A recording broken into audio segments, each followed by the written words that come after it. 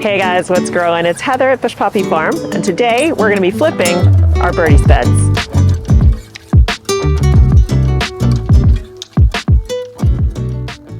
I want to apologize. I've been MIA. Still be getting work done, but I've been dealing with a 3-day migraine.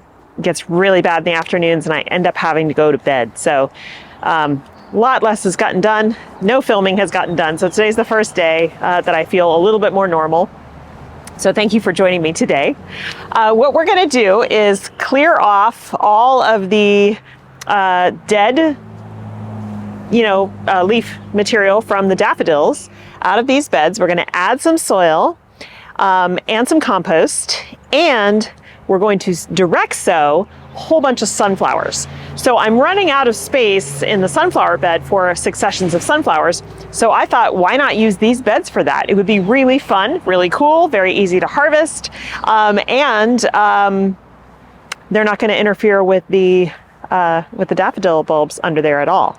So that's the plan for the day. But first, I need to get some harvesting done. I have a handful of bouquets to make for tomorrow's Friday flowers, and then we can focus on this. Okay, harvesting's done. Now it's time to get to work. So what I would normally do if I wasn't going to be covering the beds in soil, like I do in the landscape, is I would pull up all of these dead leaves from the daffodils. But I'm not going to do that here. I am going to pull them up, but I'm going to leave them on the bed tops because they're going to get covered in soil. And this will just provide more food for the soil. Now, we had all that rain, way more than usual throughout our winter. And what that has done is it has leached any nutrients that would have been in this soil that we put in the fall. And so the soil I'm going to put in on top here is a combination of two products. And you guys can, you don't have to get this product. This just happens to be what they carry near me. But this one is a planting mix. It's got some native soil in it from the local area, as well as mycorrhizal fungi and stuff like that. And then I have something called bumper crop, which is, lots of different mycorrhizal fungi. It's got earthworm castings and well-aged chicken manure and stuff like that in it. So all of that will provide a lot of nutrition for these plants once they germinate. So the first thing I'm going to do is come through here and just kind of pull all the leaves up and lay them flat on the bed so they're not sticking out of the soil once we fill the soil. And then I'll show you what we're going to plant in here.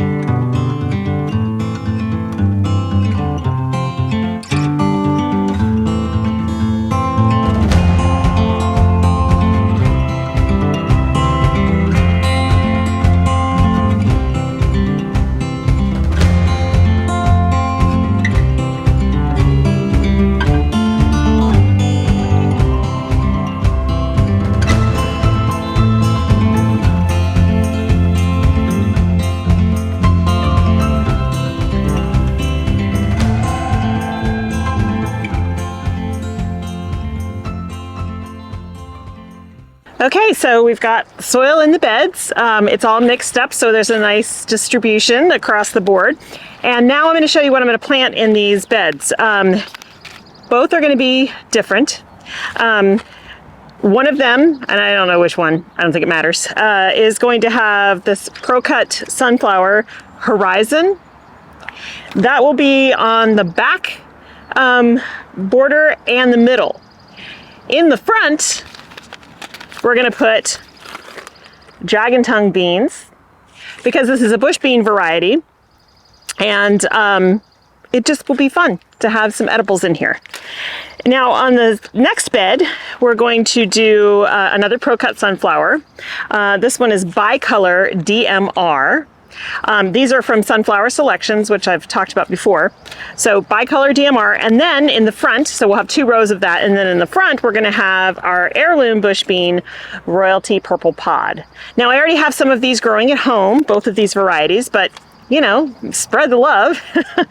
Bush beans are really, really fun. They're a beautiful little plant, and then they have those beautiful beans attached to them. So they're decorative as well, and you can eat them. So the first thing I'm going to do is get these sunflowers planted. Now I'm planting these very close together. These are single stem sunflowers. Normally I start them in trays, but you can also direct sow them. Lots of people do. So I'm going to direct sow these guys. The way I plant them out in the cutting bed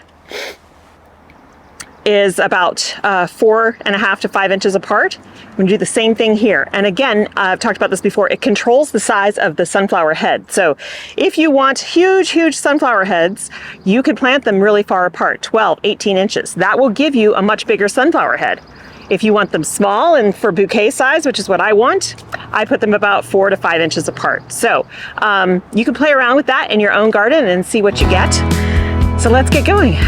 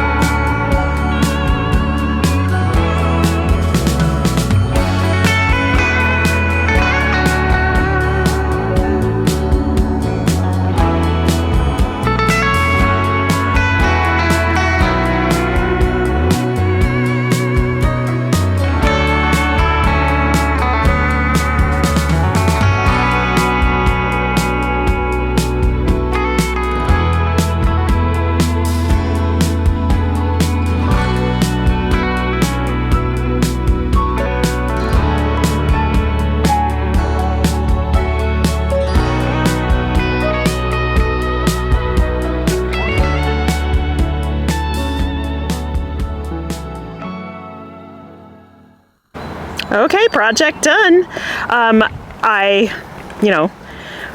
put the soil in, added the seeds as you saw, and watered deeply, and then I've put this straw on top to hold in the moisture.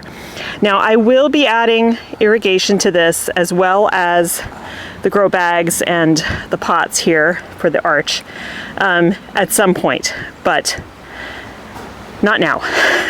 Too many other things to do. Okie dokie guys, that's gonna be it for me today.